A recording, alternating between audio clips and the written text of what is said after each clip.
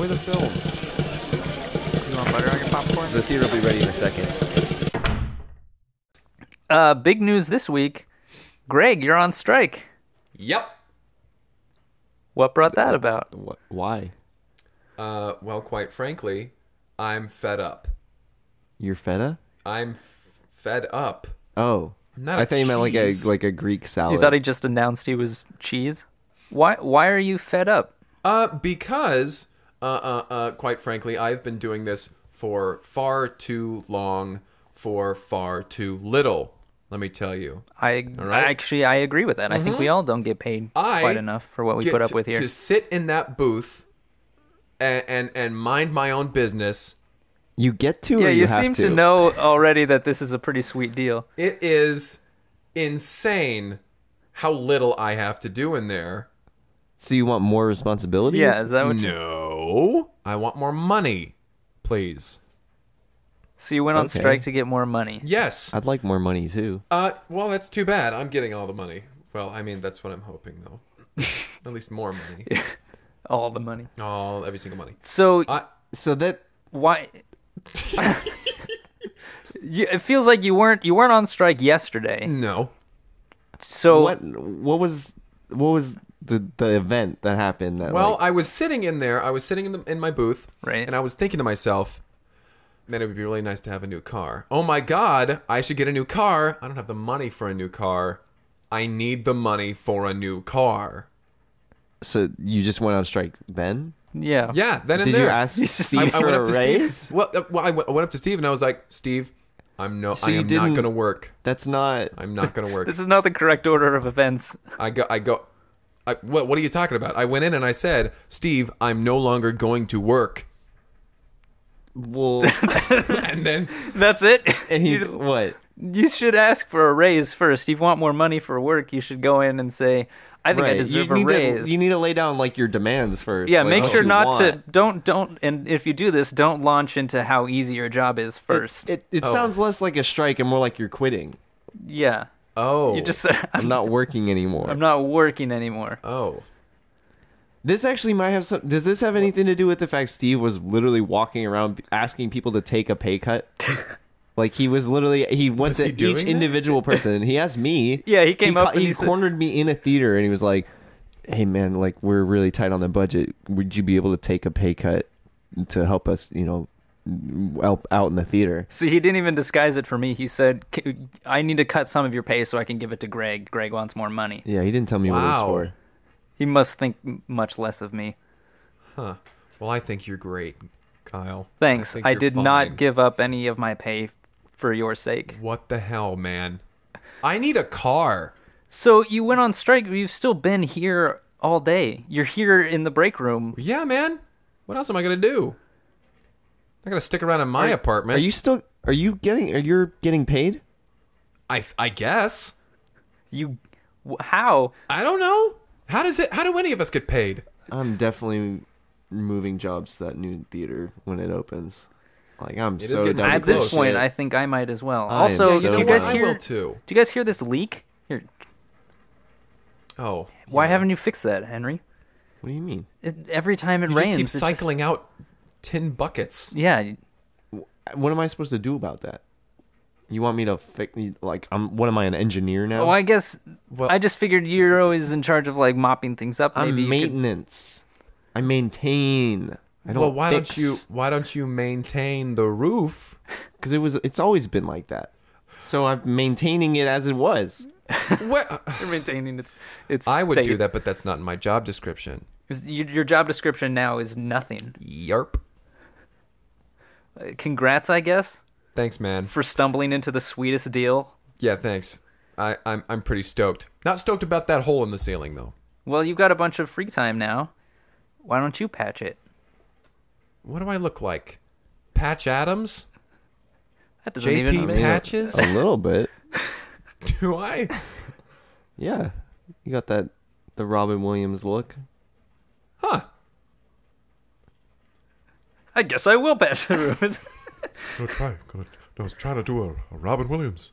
Is that pretty close? That was Yeah, sure. I mean, it's all right. That's pretty good. Yeah. Well, what was the movie that we watched guess this week? let's move this past is this. honestly just gonna anger me if I think about it more. Well, let's get this going. My name is Kyle, My name is Greg. I'm Henry. and welcome to Break Room at the Cineplex. We are going to talk about a movie. Medical drama. This one. Mm-hmm. Yes. This medical drama is just called Stat, Stat. with an exclamation mark. Mm-hmm. Like airplane. Yeah, that sort of deal. With Right. exclamation mark. And it's like a half medical drama, but it's like medical drama mixed with that sort of bizarre airplane-esque comedy. Right. Yeah. It's very like Very I would say like deadpan. Scrubs-esque. Scrubby. But almost like But to the extreme much on each. more right, exactly. Yeah, exactly. It's like Scrubs has the moments of like sincerity, and this film is like when it's just sincere, it's it is- medical drama. right. It is dark and sad, and Yeah, then yeah, when yeah. it's goofy, it's It so is off the just wall. off It the is Patch handle, Adams. man. It is Patch Adams. So yeah, this movie centers around this nurse. Named Clara. Yeah, this nurse Clara. She comes in when we open up. She is just starting at this hospital as a nurse. So it's her first day. So she is following the head nurse, Michael. She's following him around as they're going through meeting all the doctors and everything, going to different patients' rooms. Right. It's very clear in this film that Michael is thought very highly as they're going around. Right. They're all like Dr. Five, like you're like they always are dragging him over to different situations and basically Yeah. pulling him away. Michael 5. Yeah, that's his name. FYVE. Yeah.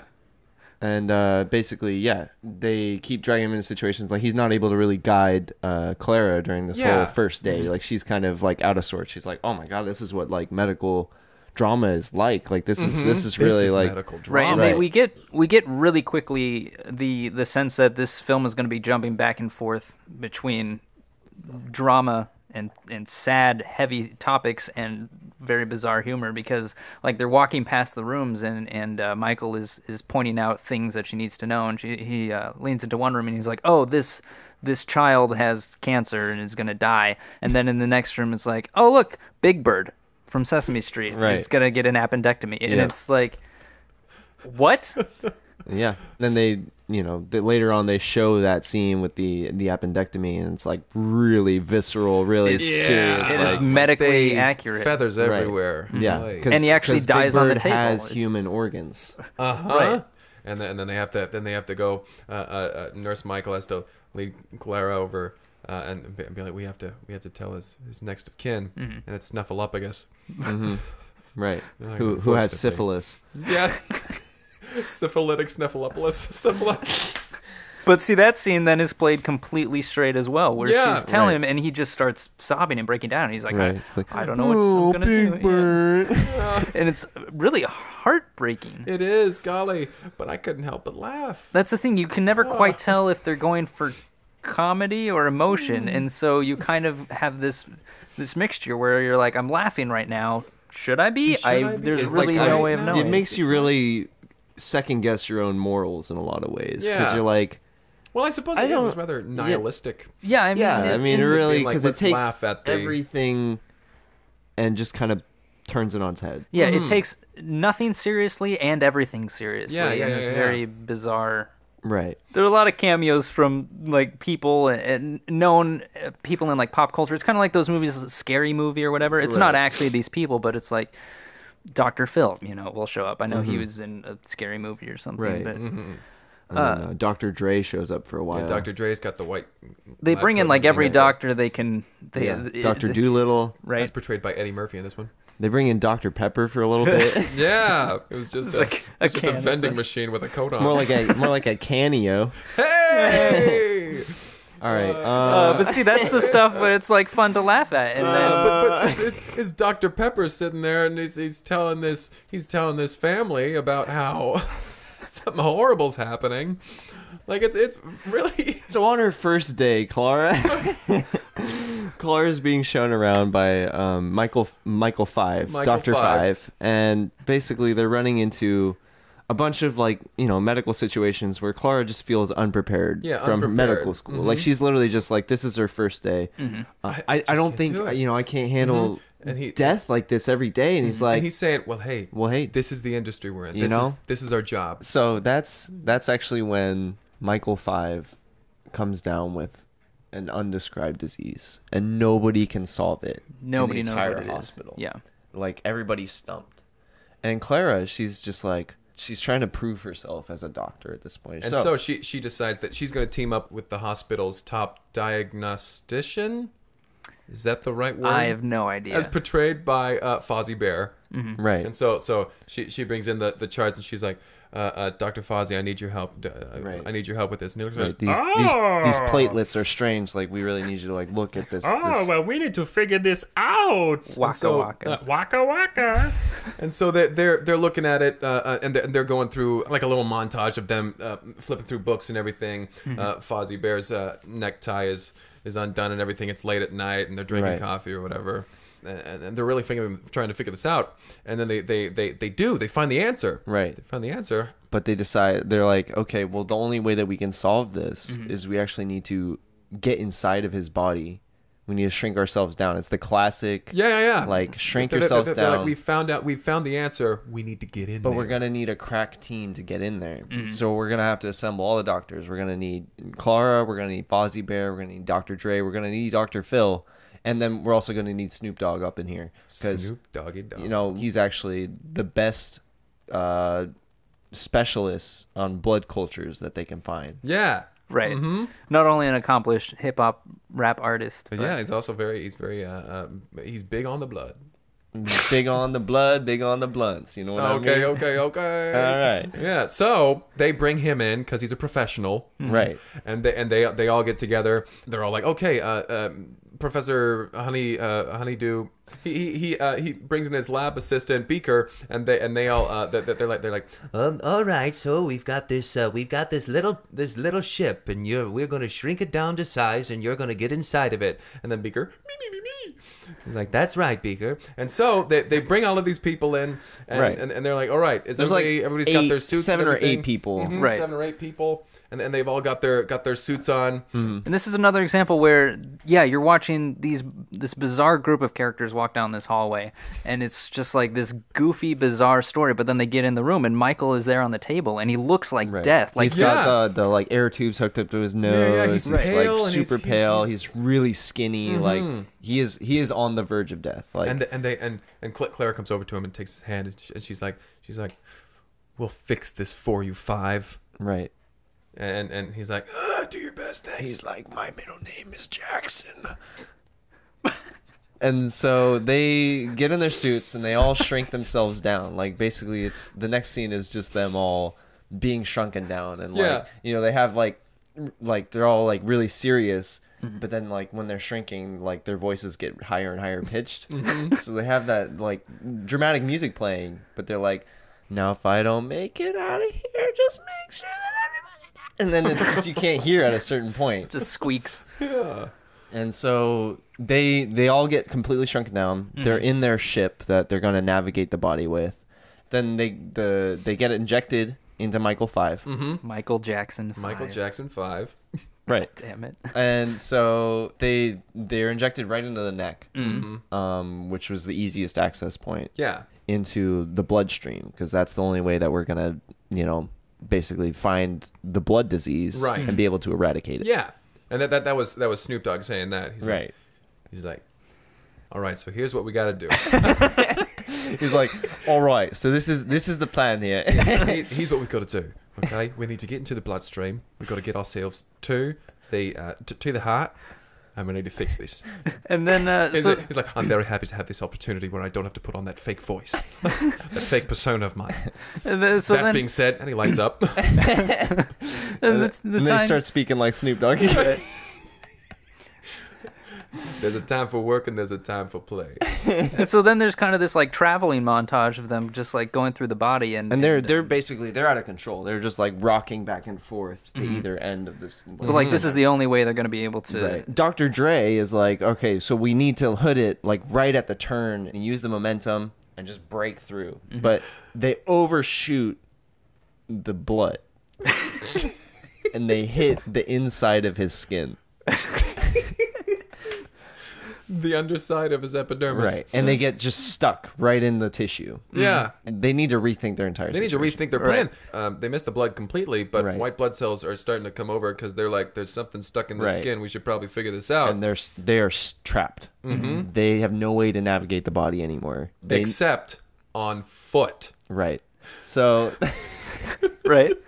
Go on. so they all clamber out of the ship that's now trapped.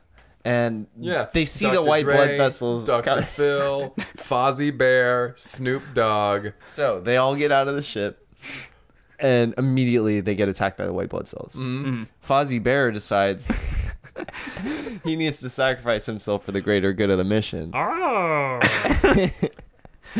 Right. So he basically says, "Go on without me, waka waka," and they all start to just book it. They're like waiting. Yeah. Right. They're wading through the tissue, trying to get to a vein. Yeah. And the white blood cells just tear Fozzie Bear apart. And it's Yeah. another, like, we find out, early on that Big Bird has human internal organs. Well, so does Fozzie Bear. So they make it to the vein on foot. And basically what they decide is that they need to enter the vein and then just let it flow to the disease. Mm-hmm. Right. All the way. This is going to be how they're going to basically solve the problem. Because they're like, all blood flows to this disease eventually. Right? Yeah. We just need to speed We up just the need to get process. through the heart and then around up into his left arm. For as medically accurate as the film is up to this point, they start to just kind of let things go. I Well, feel. do you think they can shrink people and put them inside of other people? That's a good point. Shrinking them down and putting them in the body was probably the sign that the film was no longer going to be medically accurate. Well, Let's keep going. So So they ride. they need to puncture the vein. Yeah. there is puncturing things, but they don't have their ship now at this Right. point. They to don't get have a through. ship to get into the vein. Yeah. So they need to use their medical tools that they brought along with them. They all have their utility belts. So they grab their scalpels, their bone saw, saws, yeah. whatever they can to just get through this vein. Yeah. So They finally do. They finally do. And that's when the white blood cells come back. Basically, they start slipping in one by one into the vein. They're like, go. Go. But of course, not all of them can make it through. No, Dr. Phil. Right. Yeah. He gets left behind. He gets left He's like behind. halfway into the vein, and then they grab him and pull him out of the vein, and there's blood squirting everywhere. And Yeah, I was then gonna say, he just- unlike Right. Fozzie Bear, who clearly knew it was coming and decided to sacrifice himself, Dr. Phil was fighting for his life and just didn't make it. right. But again, they show all of his organs. So, I don't think any of us knew Dr. Phil. He's got. but then human there's organs. this really fun and whimsical scene where they're sliding through the vein and they're having a great time. They're actually cutting back and forth between Dr. Phil shrieking, Oh God! Oh Jesus! blood coming out of his mouth and his ears, and yeah, then And then Clara and the rest of the gang Yeah. just sliding Clara, into Dr. the Dre, vein. and They're Dr. doing like Dog. loop de yeah, loops. Snoop Dogg's lighting up a blunt while Okay. he's sliding, Yeah, he's- like, all he's in blood. well, submerged in blood. But Wonderful. they arrive at the They disease. finally get there. Yeah, they get through the heart, which is like really really intense because it's Pumping. yeah it's actively pumping. They get to the heart and they basically see that there's a bunch of different signs that lead to different places in the Yeah. body, and they're like, we need to get to the left arm, and so they all just start paddling toward the left arm sign, and most of them make it, Yeah. Yes. but again, Beaker doesn't make it this time. Right. He gets caught in the heart and sent to the foot, Yeah. and so And they're- we all know no one can survive. no one can survive in the Slap left in foot. feet. Yeah. Nope. So they are the rest of the crew arrives at the disease, and there's only four of them left now. There's Clara, Snoop Dogg, and Dr. Dre. and Dr. Dre. Thankfully, Snoop Dogg is still alive because he is the one who knows how to cure this thing. Exactly. The rest of the people were really just along for the ride. Yeah. They're almost just like fodder in case someone needed to sacrifice in case plot themselves. needed to be moved along. Exactly. Yeah, so they all get up to the disease point, and it's this big tar looking Right. mass. Right. And so Snoop Dogg goes up and he knocks on it. He's like, And it opens up. It opens up, and there's just like this decrepit wizard in there. Yeah. Who comes knocking on my heap? And Dr. Dre shoots him in the face. Just right in the fucking face. And all of a sudden, all of the black tar just gets sucked into the wizard. Yeah, through the bullet wound. And then, through the bullet hole. And it completely dissipates. And they're like, another job well done. But, unfortunately, for our heroes, they're trapped inside his body They don't because have their a ship ship is destroyed. now. So they're like, we need to get out of here We need now. to figure out a way. Right. Because We don't really have a time frame for this. We should be okay. But we really need to get out of here. We should get out of here before at some someone point. gets dehydrated. You don't want to just live inside of a doctor's body. Yeah. So Clara comes up with the brilliant idea that we need to escape, obviously, through bodily fluids. That's the only way. Obviously. We could get out through, saliva, through tears. We could get out through urine, like whatever it may be. That's the way we need to get out of here. And ultimately, the decision is, okay, well, we just need to make him have to pee really bad. Yeah. And then we'll just end up in the toilet and everything will be fine, right? So they jump back in the vein.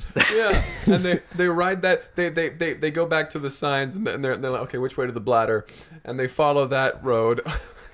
They never explain why he has signs Why in his heart. heart attaches to his bladder, but And why there are like handwritten signs posted everywhere. Yeah. So that it was anyway. just I think there were a lot of cartoon aspects. In You this. think? Yeah. Well, I do. I think there were a lot of medical drama aspects and a lot of cartoonish aspects. Yeah, man. Well, they get there. Yeah, they get to the They get bladder there.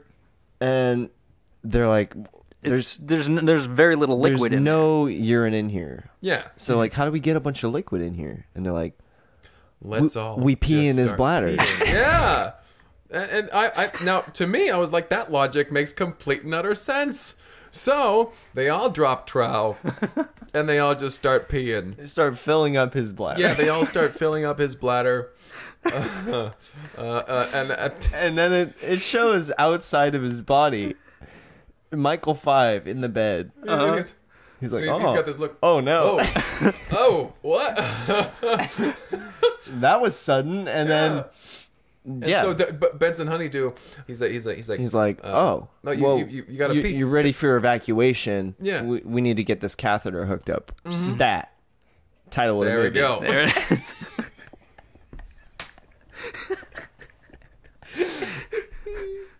So they get that shoved in there Medically, just in the nick they of medically time. shove it in there. They put the other side end of the catheter in the grow machine, the machine that In will the bring grow them machine, back Right. to full The Grow size. Machine Right. 2000. So And it works. it's it works. successful. Like he Completely successfully successful. They come regulates his out, bladder. they're regular size and covered in urine at this point. Like that was exactly what they planned on. Yeah. And they're like, oh, perfect. Snoop Dogg lived, Dr. Dre lived, Clara lived. He's like, where? We didn't really care about Clara, but like we're glad that the other two are here. Yeah, she was almost there to just be the audience's perspective, ask questions when there's something we needed to know. Exactly. Exactly. And then we have the unfortunate scene where they are informing everyone about the loss of Dr. Fozzie Bear, Dr. Phil. Dr. Phil, And Beaker. and Beaker. Right. And Honeydew takes that very, very Yeah, hard. because when they come out, he's like, "Where's Beaker?" And where's Beaker? And they're like, oh, he went to the foot. He didn't meep it. He didn't meet it. Which is another like odd place to put a joke. Yeah. Like you don't know what to do with Right. this. Because So no then one there's like laughs. a violin and everyone like breaks down. Yeah, Yeah, and then basically they all dance to Jackson 5 after that. Yeah. Yeah, he gets up and Michael 5 is like I feel better. And then all of his family comes in and they all say 1, 2, 3. It's easy, don't I think? and it's like a Bollywood film where there's a big choreographed dance. of Muppets, Yeah, Muppets. Dr. Dre, various- Snoop Dogg. A Dr. Pepper vending machine. Yeah, so it's Jackson 5, and then like Dr. Dre and Snoop Dogg come in with a verse, and they just rap Right. real Yeah. quick, and then And my understanding is this version of the song was a huge hit when this right film. when they made it just for the film, Yeah. and it was a smash success, Mm-hmm. just like this movie. Just like this film. And then Face the Black. There it That's is. pretty much the entire movie. That was a very thorough. There was no information in there that people didn't need to hear. Yes. I enjoyed this film. You liked Stat? I enjoyed Stat. I'm gonna be it was honest. all right. I It was pretty good. I don't know if I'm in the minority on this, but I was a little confused during this movie. At what Yeah, I point? think you're the only one. I found it a little hard to follow. Well, I found some of the decisions they made confusing. Okay. it's interesting. Well, yeah. Well, I guess as far as rating is concerned, Dude, Favorite part? what was my favorite part? Yeah, Well, what was that's your favorite actually part? a very good question. I thoroughly. you have all enjoyed- of them to choose from. We went through every single one. We really did. I would love to talk about my favorite line. Sure. Please do. It was like when Dr. Dre shoots the wizard right. in the Shoots head. the wizard. Right, the disease wizard, right? And Snoop Dogg goes, "Looks like this blood dizzle is dizzle," and then Oh. then he just he dies. Right, the I blood thought that was disease wizard. awesome. That was pretty cool. That was my favorite part in the whole movie. Into it. 10. I'll give it a 10. Give it a 10? Loved it. This 8 out of film- 10. 8 out of 10? Of course. Nothing. What do you mean, of course? Because it's an 8 out of 10 movie? It's pretty good. I mean, I'm going to give it Pretty a good. 1. I thought the tone swung back and forth so rapidly and so far in either direction. I just didn't know Yeah. how to react to anything.